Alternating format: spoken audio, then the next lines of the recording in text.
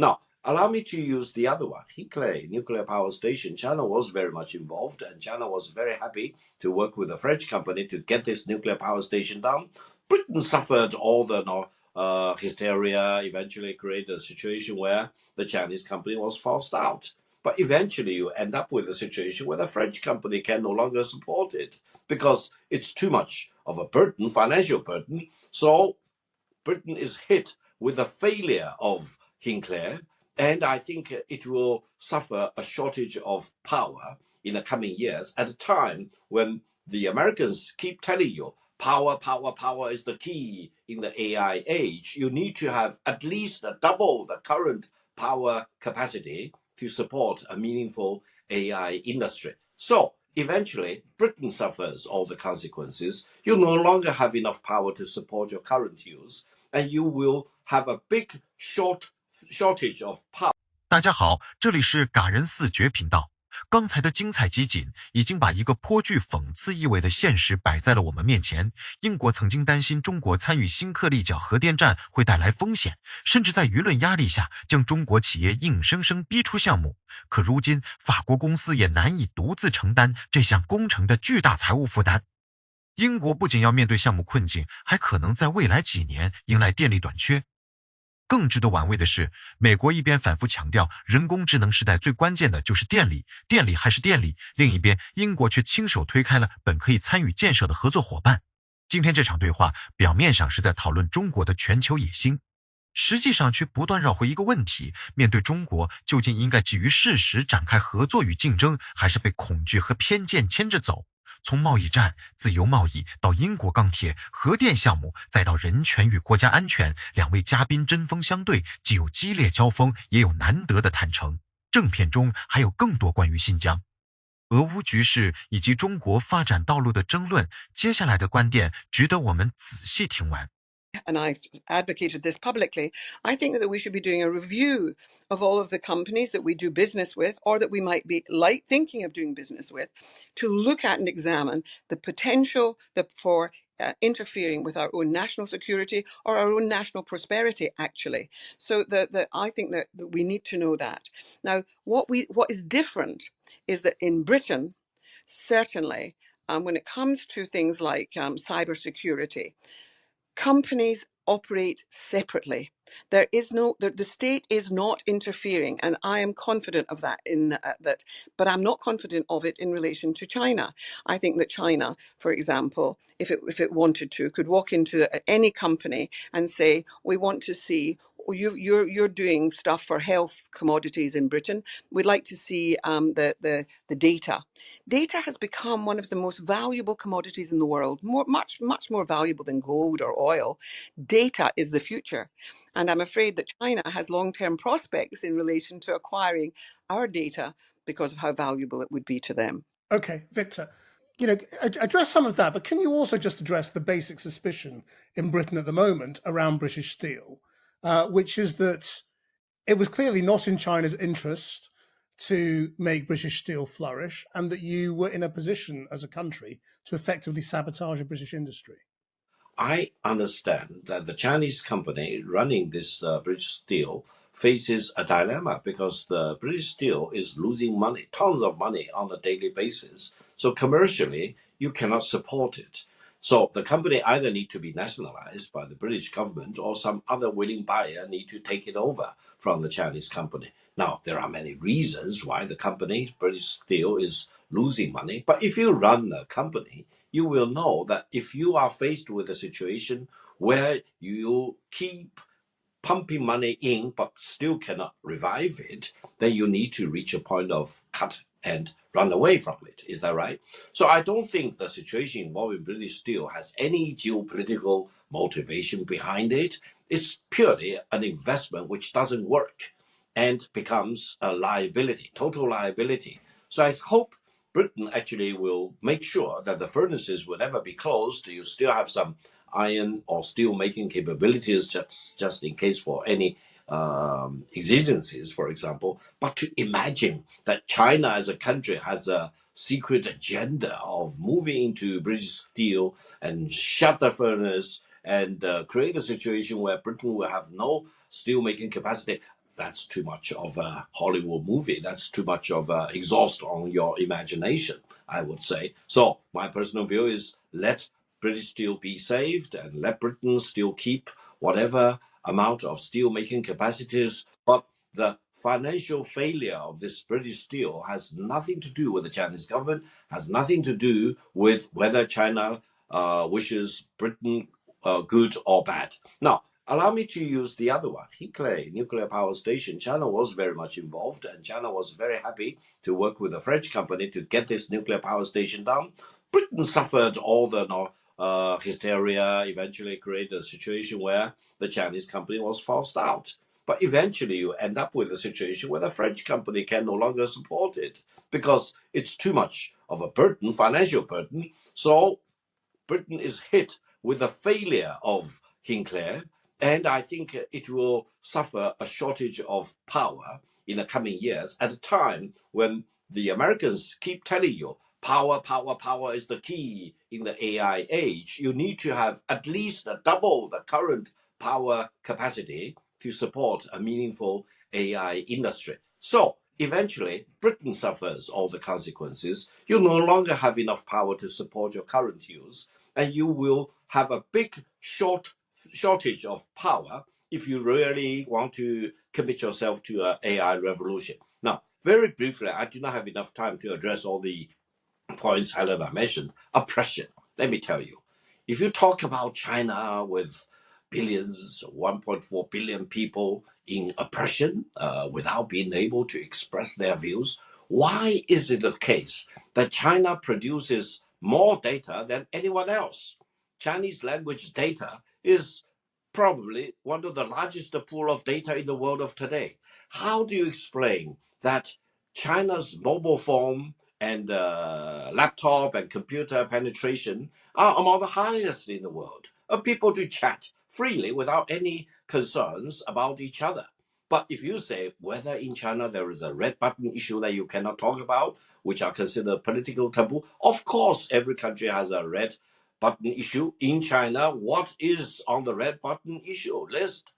Tibetan independence, Xinjiang independence, Hong Kong independence, Taiwan independence. You cannot challenge the one-party state. More or less, China is a democracy in its own way. We, in addition to the Communist Party of China, we have 8 other democratic parties which started their existence before 1949.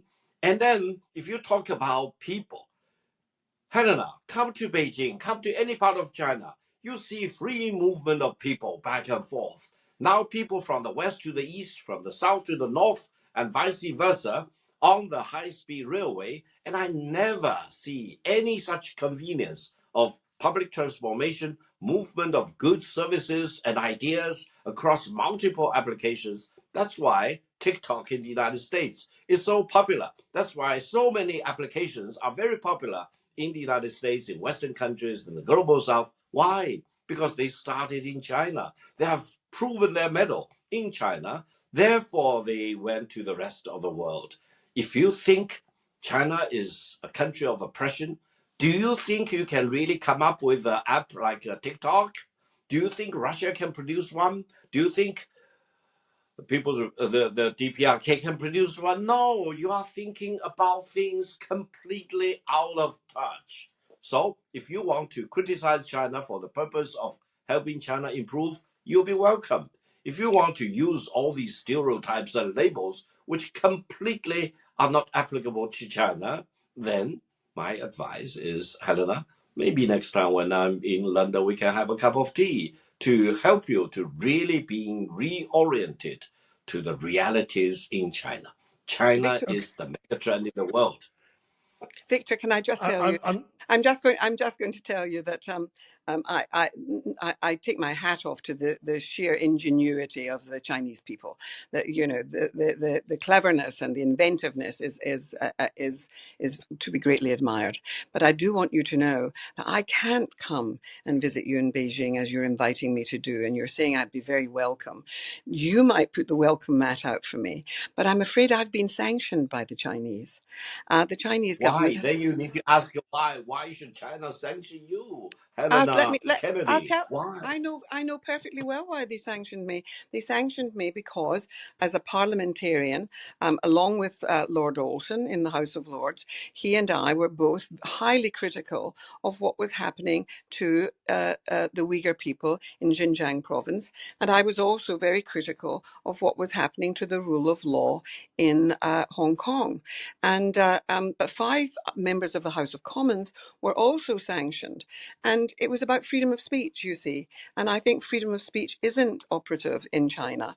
And so when people in Britain, even parliamentarians who are protected with what they say in Parliament, when we were talking about what was going on there, that made us alien to the regime in China, and I'm afraid I've been sanctioned. So I can't visit my friends in China. I can't visit and see the wonderful art. I can't go and see the beauties of China because I'm banned from China. And so I just want you to know that it's a source of serious sadness to me.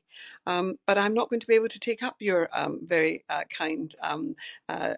Helena, allow me to make a point. You mentioned the freedom of speech. I am, as a Chinese national, sitting in my home in Beijing, talking with you. Now, do you think I can do this in the great cultural revolution between 1966 to 1976? No, I might be imprisoned at that time. Is that right? But now, But are you shocked that Helena is banned?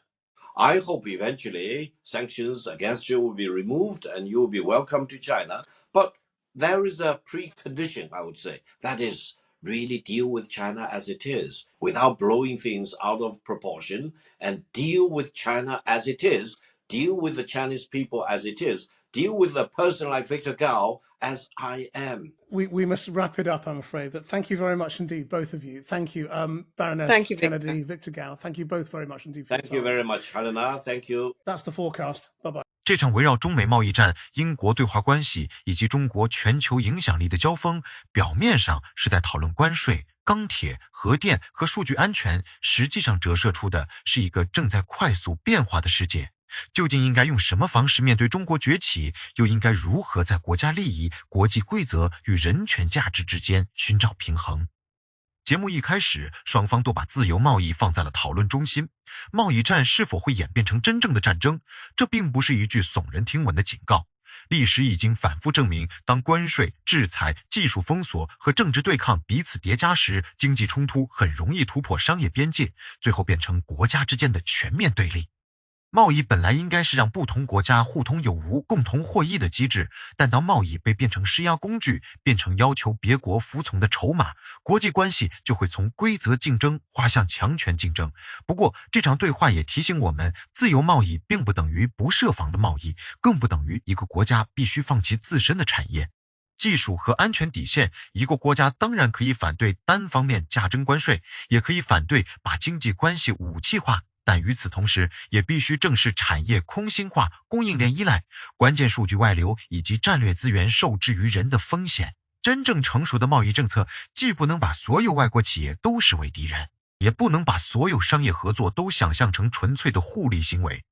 开放需要规则，合作需要审查，信任也必须建立在透明和可验证的基础之上。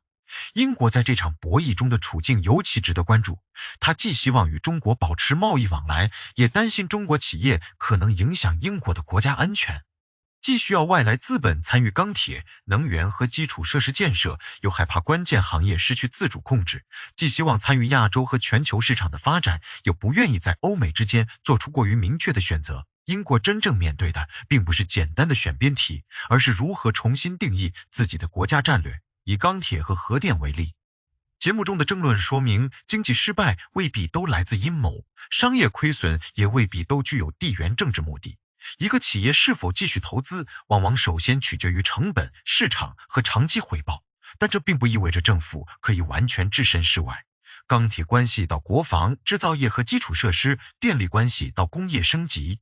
人工智能和社会运行，只要一个行业具有战略意义，政府就不能只在危机爆发之后追悔莫及，而应该提前建立清晰的产业政策，确保国家保有最低限度的生产能力和应急能力。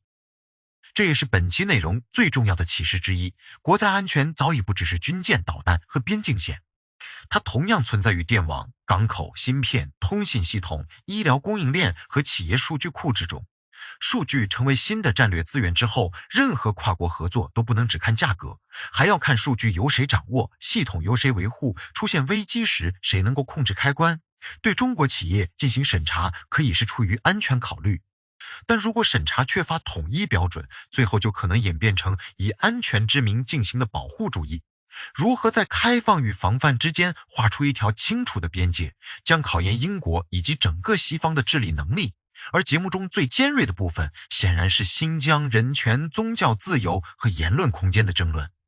两位嘉宾分别代表了两种不同的判断框架，一方强调反恐、边境安全、国家统一和社会稳定，认为新疆面临来自周边地区的极端主义外溢风险；另一方则强调打击恐怖主义不能成为集体惩罚的理由，国家安全措施必须受到法律约束，少数群体的文化、宗教和基本权利也不能被轻易牺牲。这两种担忧并不是完全不能同时成立，任何国家都有维护公共安全的责任，也都必须防止暴力极端主义伤害普通民众。但同样重要的是，安全政策必须能够接受独立调查、公开质询和司法监督。一个国家如果只强调威胁，却不愿意说明证据，只强调稳定，却不愿意回应个体遭遇，只要求外界理解自己的安全焦虑，却拒绝接受任何外部检验，那么国际社会的疑虑就很难消失。反过来说，批评中国也不能只靠标签、传闻和政治口号。关于新疆、香港以及其他敏感问题，越是重大的指控，越需要事实、证据和可核查的调查，不能把复杂现实简化成非黑即白的宣传。言论自由同样如此，中国确实经历了巨大的经济发展和社会转型，数亿人的生活水平得到提升，基础设施、科技应用和制造能力都取得了令人瞩目的进步。这些成就不能被简单抹去，但经济发展并不自动等于所有权利问题都得到解决。应用程序能够走向全球，也不能直接证明一个社会不存在审查恐惧和表达限制。一个国家可以在技术上高度先进，在治理上却仍然存在需要改进的地方。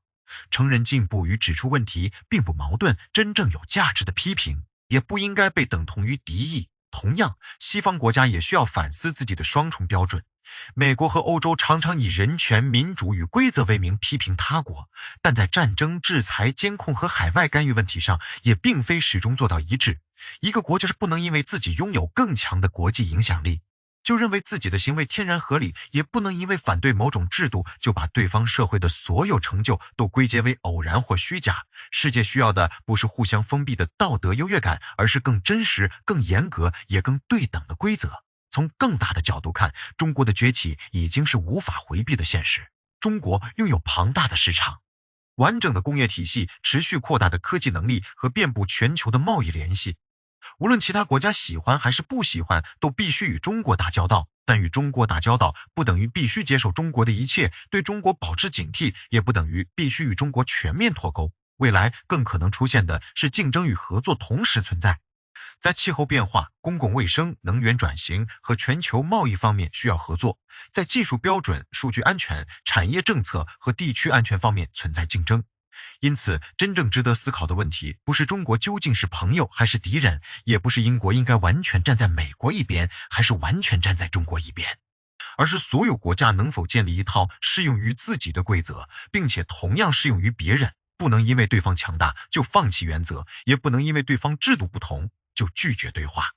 国家之间需要力量，但更需要克制；需要竞争，但也需要底线；需要维护主权，也需要保护普通人的尊严。这场辩论没有给出简单答案，却让我们看见国际关系最危险的状态，就是每一方都坚信自己只是在防御，而对方却认为那是在进攻。美国把关税当作谈判工具，中国用反制措施维护自身利益，英国则在安全与开放之间反复权衡。每一个动作都有自己的理由，但如果各国只看见自己的理由，看不见对方的恐惧、误判，就可能不断累积，最终让所有人都付出代价。对于普通观众来说，我们或许无法决定关税政策，也无法改变大国竞争的方向，但我们可以保持基本的判断力。